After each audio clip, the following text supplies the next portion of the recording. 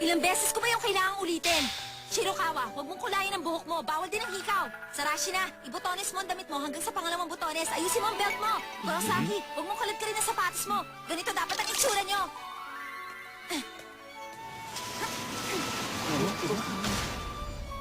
Ayusin yung mga itsura nyo.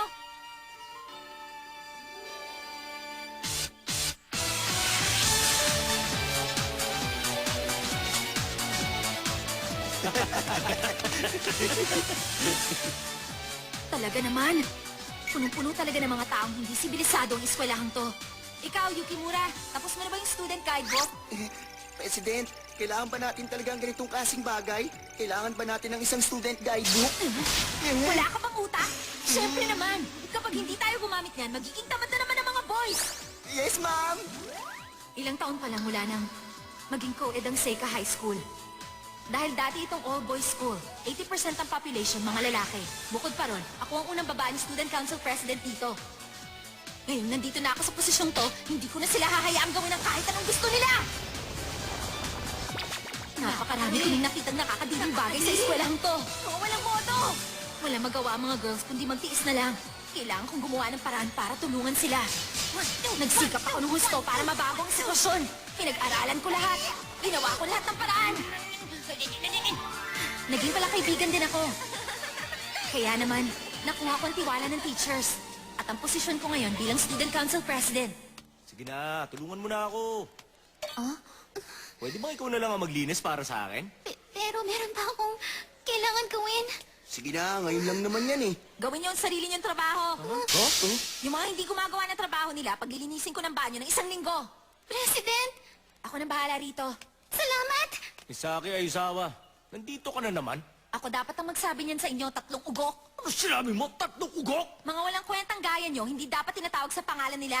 At di ba sinabi ko naman sa inyong ayusin yung itsura nyo? Tanggalin mo nga yung hikaw mo. Oo na. Pero mamaya ako na ito tatanggalin. Hindi pwedeng mamaya, tanggalin mo na. Ay, tumahimik ka na nga. Di ba sinabi ko nang tatanggalin?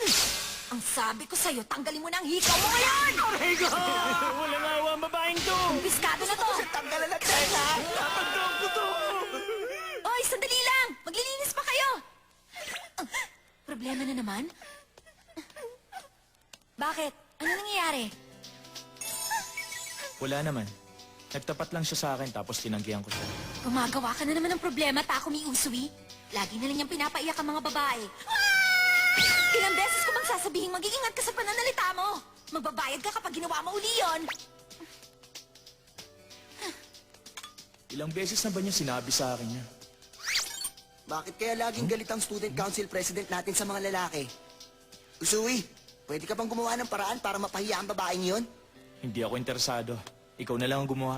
Yan! Ayoko sa mga lalaking nagpapaiyak ng babae. Galit ako sa kanila.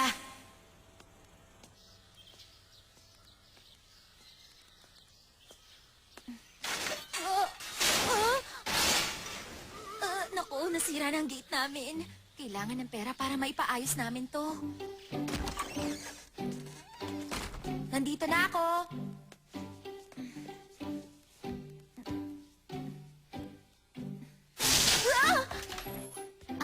Nandito ka na pala, ate. Susana, ano ba itong ginawa mong trap? Lumusot din yung pa ako dyan kanina. Ate, sa palagay ko marupok na yung kahoy. Kaya naisip mong takpan na lang yung butas ng dyaryo para hindi ito makita? Kumana yung plano ko. Alam kong hindi mo ito pinlano. Uy, Susana, hindi ka ba nasaktan kanina? Susana?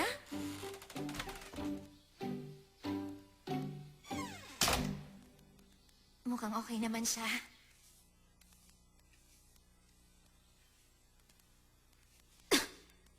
Mama, Misaki.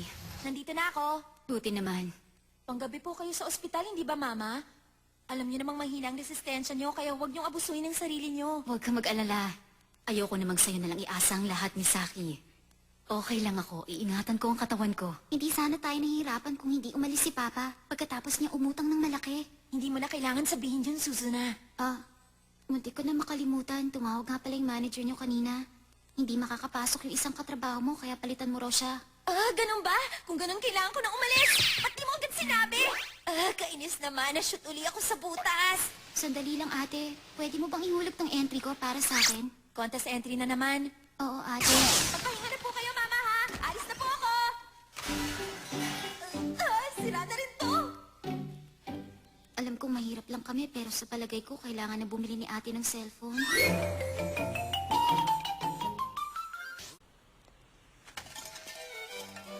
Welcome po, Master! Maligayang pagdating! Dito po, Master! Misaki, Bakit? sorry pinapunta ka namin ng biglaan. Okay lang, marami kaming gastusin sa bahay ngayon, kaya napakalaking tulong nito para sa akin. Misaki? Oh, bakit po? Pwede mo ba akong bigyan ng moe-moe omelette rice? Isang moe-moe omelette rice po? Sige po, Master. Sandali lang po.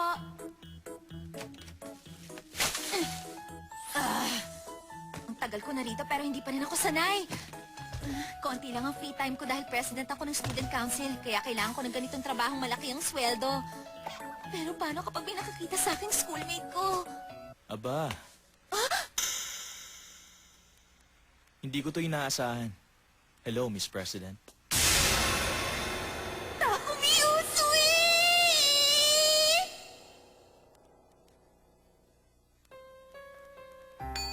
Katapusan ko na. Ang malas ko naman. Siguradong malalaman na ng buong eskwelahan. Lalo akong mahihirapan kapag nalaman nilang maid ang student council president nila. Siguradong mawawalan ako ng kredibilidad. Sa wakas, break ko na. Manager! Manager! May kakaibang bagay na nasa sahig! Bakit? Ano bang nangyayari? Misaki, okay ka lang ba, ha? Si Misaki Mabuti lang pa pala yung magpahinga nasa ka na. sahig. Pwede ka na umuwi. Okay lang ako, kaya ko pa. Maraming salamat po.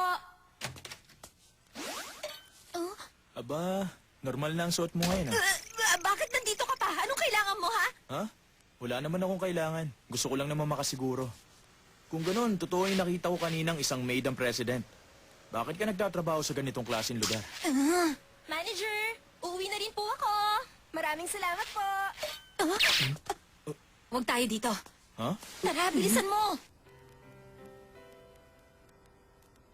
Ganun ba? Dahil sa problema sa pamilya? Ganun ba kahirap ang sitwasyon mo? Parang gano'n na nga. Yun ang dahilan kaya ka nagtrabahong maid sa ibang bayan? Ba't hindi ka nalang naganap ng physical labor job sa inyo? Hindi kasi ganun kalakas ang katawan ko. Hindi pwedeng bumaba ang grades ko dahil ako ang president. Hindi ko yung kayang pagsabayin. Ganun ba? Palagay ko, mahirap nga yun. Kaya ka ba pumasok sa Seika kahit mas maraming lalaking estudyante ron kasi mas mababa ang tuition doon? Gano'n na nga. Ano bang iniisip niya? Hindi ko siya maintindihan. Nakakaawa ka naman pala.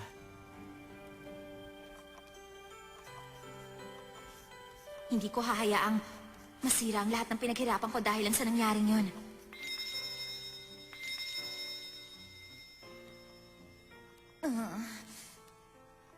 Hindi ako makapapayag.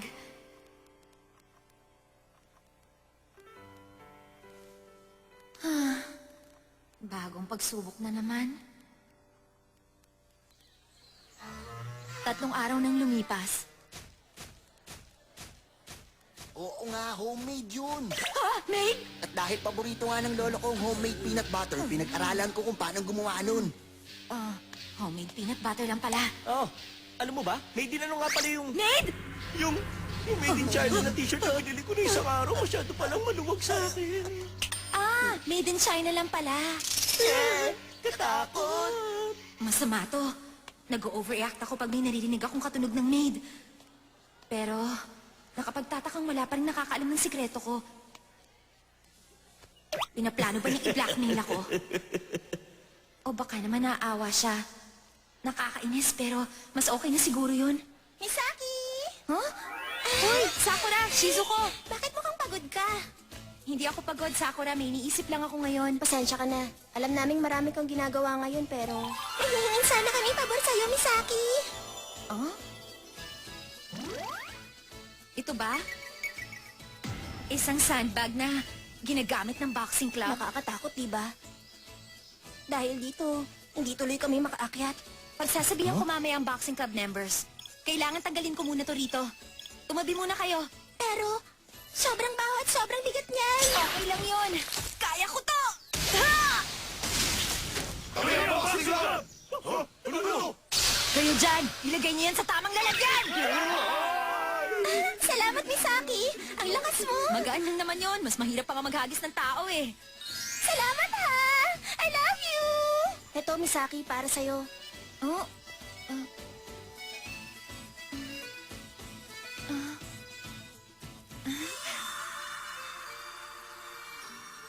Salamat, ang ganda.